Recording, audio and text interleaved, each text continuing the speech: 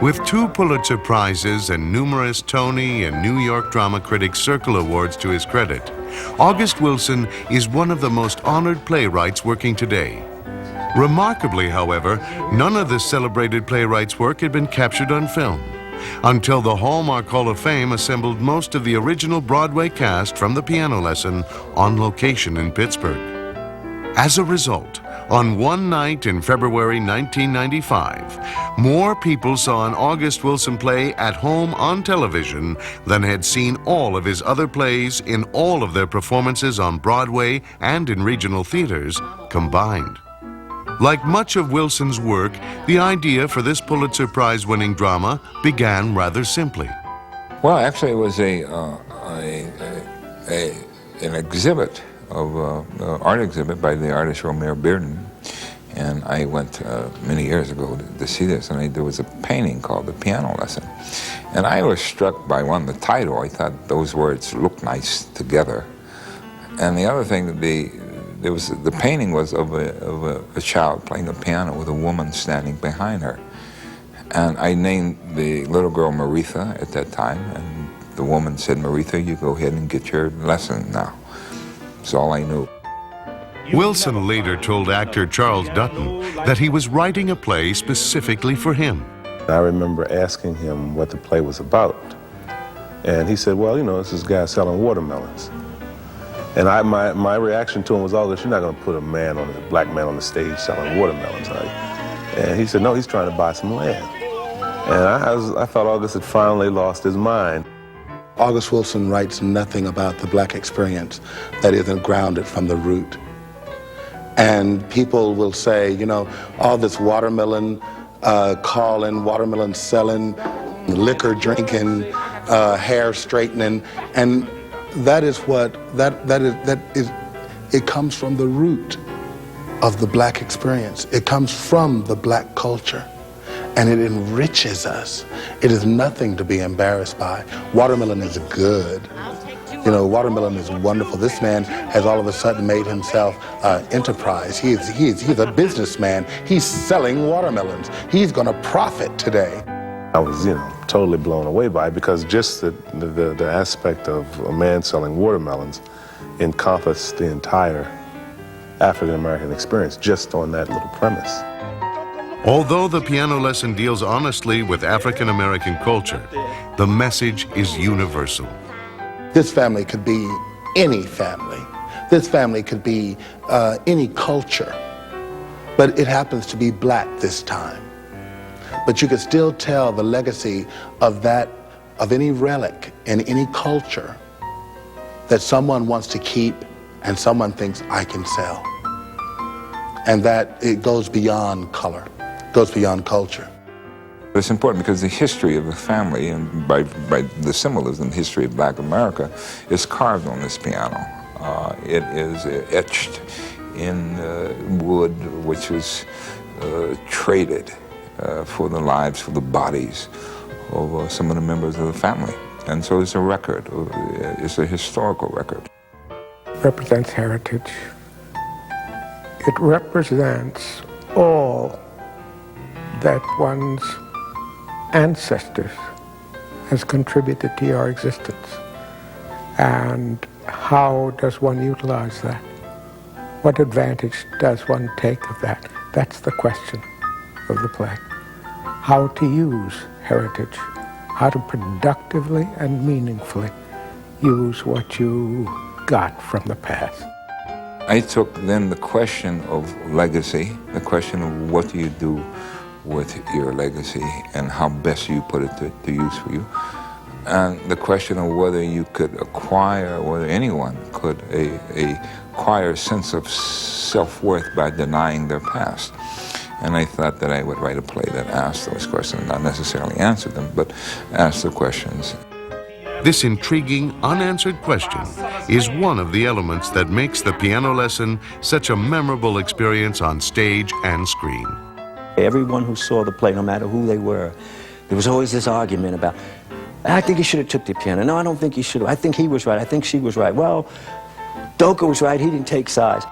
If you carry your history with you in your every heartbeat, then you don't need this to remind you of your history, which is Boy Willie. If you can trade that history in for a future, then it is better than just having it hang around, you see. So this is the conflict about the piano. And although the characters have some very good arguments for both sides, I personally would side with Boy Willie for trading it for the self-independence that land gives you.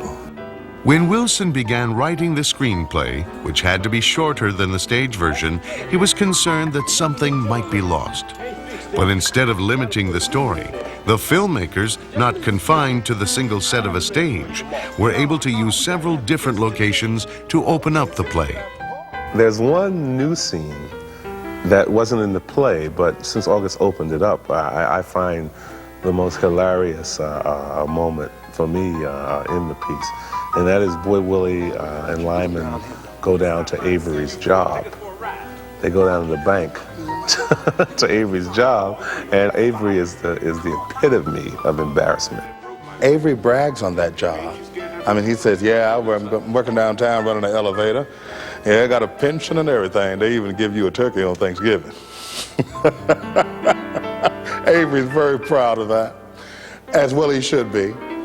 And it also lets you see, like usually in the movies, you'll see those black men in those little pillbox hats at the elevators, and you only see a glimpse of that in the picture, but you never see who that man is. And in this play, you get a chance to see that that man with that little pillbox hat and that little monkey suit standing up at that elevator 8 hours a day goes to his church and ministers to people and has a full life and has dreams and hopes, and he isn't just that little pillbox hat.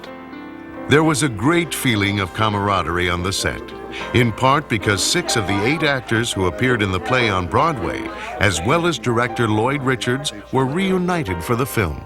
All of them from Broadway, yes, and all exceptionally wonderful and selected for the piece. I always wanted to do the play again, once more.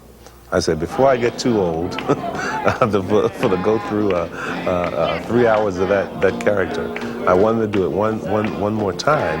But then sitting here and going over the scenes and shooting it and reliving it again, I shake my head sometimes and say, man, boy, I never thought, never thought we'd be doing this.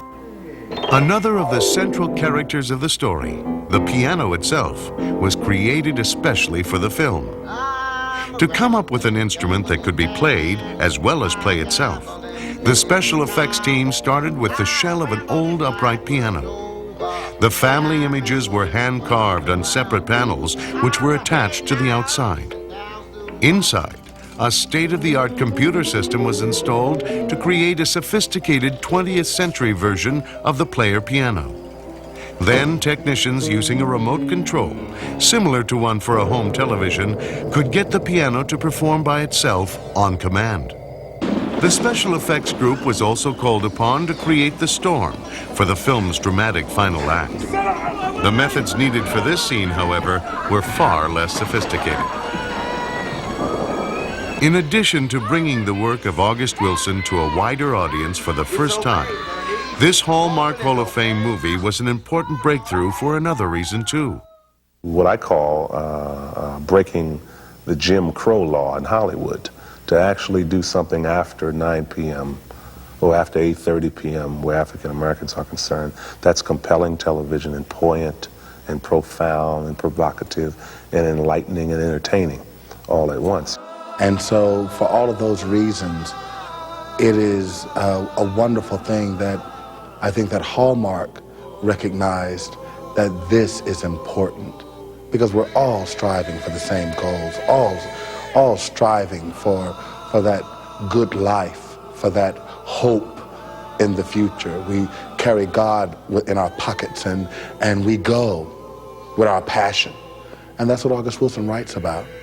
His people happen to be black, but it transcends color. I would like people to Well, take away many things, but I would hope that their minds ultimately went to their own heritage and what it is that they had gotten from the past, and importantly, how had they used it? Have you used what you got productively?